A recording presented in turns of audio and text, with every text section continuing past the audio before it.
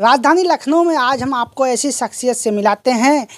राजधानी लखनऊ में जो तमाम गतिविधियों में आप देखते होंगे, मंच संचालन में देखते होंगे, फिल्मों में देखते होंगे, सीरियल में देखते होंगे, तो हमारे साथ भारत गौरव डॉक्टर अनीता सहगल, प्यार से उनको लोग वसुंधरा भी कहते हैं, तो हम बातचीत करने के लिए हमारे साथ मौजूद हैं। बातचीत करने के लिए आप अभी एक पुस्तक भी लॉन्च कर रही हैं, क्या है वो पुस्तक में किस तरह का आपने लिखा है?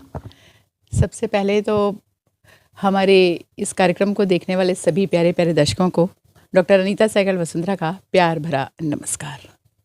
और जैसा कि निशाद जी आपने पूछा कि किताब, जी हाँ, ये बिल्कुल सत्य है। आगामी 8 अक्टूबर 2024 दिन मंगलवार, जगह अंतर्राष्ट्रीय बौद्ध संस्थान गोमती नगर लखनऊ में शाम 5 बजे मेरे द्वारा लिखी हुई कहानियों की एक संग्रह किताब जिसका नाम है नया सवेरा, उसका विमोचन होने जा रहा है। नया सवेरा, तो उसमें क्या प्रमुख रूप से आपने दर्शाया है? क्योंकि आप बड़ी क्रिएटिव हैं शुरू से भी। आप तमाम 2500 आपके पास अवार्ड हैं, तमाम 35 विधाओं का ज्ञान है, और आपने अपने जीवन में तमाम सारी डिग्री डिप्लोमा हासिल की, 40 से अधिक। तो इस नया सवेरा में क्या है?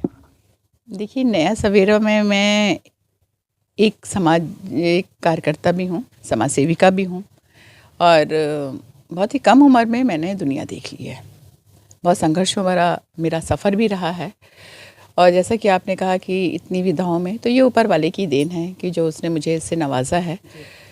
तो मैंने अपनी इन कहानियों में उन महिलाओं को एक नए रूप में दर्शाया है, जिसके लिए विभिन्न प्रकार के वाद विवाद प्रतियोगिताएं करी जाती हैं, कार्यक्रम किए जाते हैं, महिला सशक्तिकरण दिवस को मनाया जाता है, बहुत सारे कामों को एक नया रूप दिया जाता है, बहुत सारी योजनाएं बनाई जाती हैं। तो जैसी तमाम गतिविधियां जो होती हैं, उनको एक माला में पिरोते हुए मैंने अपनी वो कहानियाँ लिखी हैं।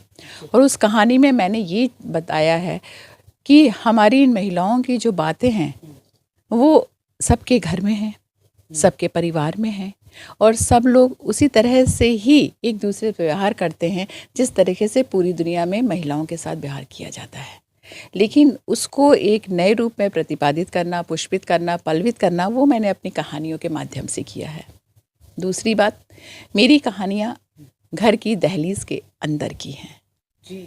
यानी कि अगर आप प्यार से सोचते हैं, दिल से उनको एहसास दिलाते हैं, तो आपको उनके जीवन को एक नए रूप में रंगने के लिए अपने घर की दहलीज को फाँदने की ज़रूरत नहीं है। जी, आप मंच संचालन भी बहुत अच्छा करती हैं, चाहे यूपी गवर्नमेंट के कोई भी कार्यक्रम रहे हों, मुख्यमंत्री के, प्रधानमंत्री के, राष्ट्रपति के, तो आप संचालन में जिन शब्दों का प्रयोग करती हैं वो काफ़ी लोग पसंद करते हैं। तो आप बताइए, जो आपने नया सवेरा में जो लिखा है, नारी जो एक शक्ति है, आदि शक्ति भी कहा जा सकता है, मातृ शक्ति भी कहा जा सकता है, नवरात्रि भी चल रहा है, तो क्या कहना चाहेंगे नारियों के लिए? देखिए, नारियों के लिए बस सभी लोग एक ही बात कहते हैं कि वो अबला नहीं सबला है। लेकिन किस तरह से सबला है, उसको किस तरह से परिभाषित किया जा सकता है, ये बहुत कम लोग जानते हैं। उसके बहुत सारे पर्यायवाची हैं, जैसे कि हमारी माँ दुर्गा के, जैसे आपने कहा कि 108 नाम होते हैं, वो प्रतिपादित करते हैं। तो 108 नाम के मतलब क्या होते हैं, बहुत कम लोग जानते हैं। तो जब किसी चीज़ को अगर हम डिफ़ाइन करने बैठते हैं, तो उसी में वो हम महिलाएं आती हैं, नारी एक आती है। तो नारी को डिफ़ाइन करना ये तो ऊपर वाले के भी हाथ में नहीं है, क्योंकि उसने कहा है कि मैं तो पृथ्वी पे नहीं जा सकता, लेकिन उसने अपने रूप में पृथ्वी पे एक नारी को भेजा है कि जाके हमारे उस पृथ्वी पे हमारे काम को, उस अधूरे काम को तुम्हें पूरा करना है। तो नारी हमेशा से पूज रही है, सर्वत्र पूजते रहेंगे हम, और हमेशा पूरे अधिकार के साथ, पूरे सम्मान के साथ उसको समाज में वो जगह मिलनी चाहिए, परिवार में जगह मिलनी चाहिए, सबके नज़रों में वो जगह मिलनी चाहिए जिसकी वो हकदार है, वो काबिल है। और ये ज़रूरी नहीं है कि आप महिलाएं जो है एक तरह से अपने को बहुत ड्रीमलाइज करती हैं कि मैं पढ़ी लिखी नहीं हूँ। जिस तरीके से आज का ये भागता दौड़ता हमारे मोबाइल का, कंप्यूटर का और आपके ऑनलाइन का जो ज़माना है, तो उनको कहीं ना कहीं देख के इन्फीरिटी कॉम्प्लेक्स होता है कि काश मैं पढ़ जाती, तो मैं भी ये भी कुछ काम करती। तो मेरा सभी महिलाओं से ये कहना है कि ये ज़रूरी नहीं है कि अगर आप पढ़ी लिखी नहीं हैं तो आप अपने अंदर कोई कुंठा लेके बैठी हैं, इस बात से आप उदास हैं कि हम कुछ नहीं कर सकते। नहीं, you can do anything in this world if you want. अगर आप चाहते हो तो आप कर सकते हो, एवरीथिंग इज़ पॉसिबल, सब कुछ है। तो आपके घर के अंदर तो छोड़िए, आपके अंदर इतनी प्रतिभाएं हैं, अगर आपने जिस दिन झांक के देखा ना तो उस दिन आपको लगेगा कि मैं क्या करूं। उसी का ही एक नाम है वो अनीता सहगल। जी जी, आपने डॉक्टर भी नाम के आगे लगा हुआ है। आपकी कितनी शिक्षा दीक्षा कंप्लीट हुई? और चूंकि डिग्री डिप्लोमा भी 40 से अधिक है। नहीं, तो ये तो अभी कंप्लीट होने की बात नहीं है निशा जी, ये तो मेरा अनवरत चलने वाला, निरंतर चलने वाला जो सफ़र है, जो कि कभी रुकेगा भी नहीं। बेसिक पढ़ाई आपने कहाँ से शुरुआत की और कितनी? मैं बनारस की रहने वाली हूँ, जन्म मेरा बनारस में ही हुआ और मेरी शिक्षा दीक्षा वहीं पे हुई है। और उसके बाद थमा नहीं, ये कुछ सालों के लिए थमा और फिर उसके बाद फिर से अपने प्रगति पे आ गया। और जी बिल्कुल बिल्कुल बिल्कुल, कंटिन्यू सिलसिला जारी है और अभी भी जारी है और जारी रहेगा। ऊपर वाले ने चाहा, जब तक आप लोग ने चाहा प्यार देंगे तो ये मेरी मेहनत आगे बढ़ती रहेगी। जी बहुत सारे, और अभी आप लोगों की दुआ से बहुत सारे उपाधियां भी मिल गई हैं और बहुत सारे सम्मान भी मिल गए हैं आपके।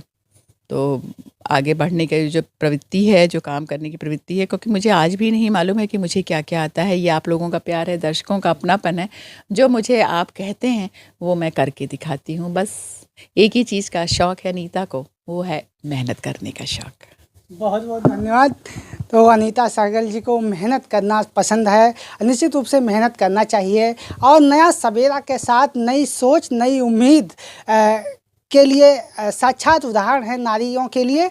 और अनीता सहगल जी कहती हैं कि मेहनत से पीछे नहीं हटना चाहिए, मेहनत करते रहना चाहिए, तभी सफलता मिल सकती है।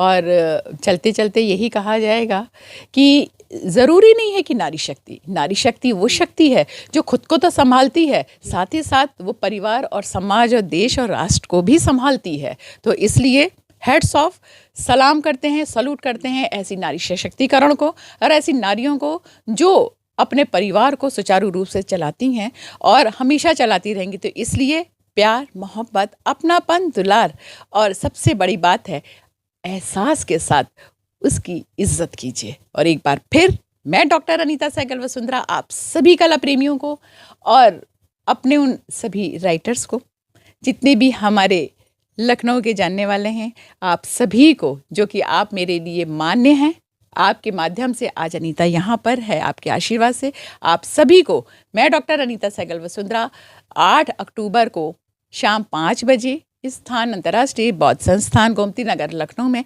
अपनी किताब कहानियों के संग्रह नए सवेरे के लिए उस विमोचन की संध्या में सादर आमंत्रित करती हूँ। आइएगा ज़रूर आशीर्वाद देने। बहुत बहुत धन्यवाद अनीता सहगल जी, आपने आई कनेक्ट न्यूज़ से बात करने के लिए। राजधानी लखनऊ से मैं सुभाष निषाद।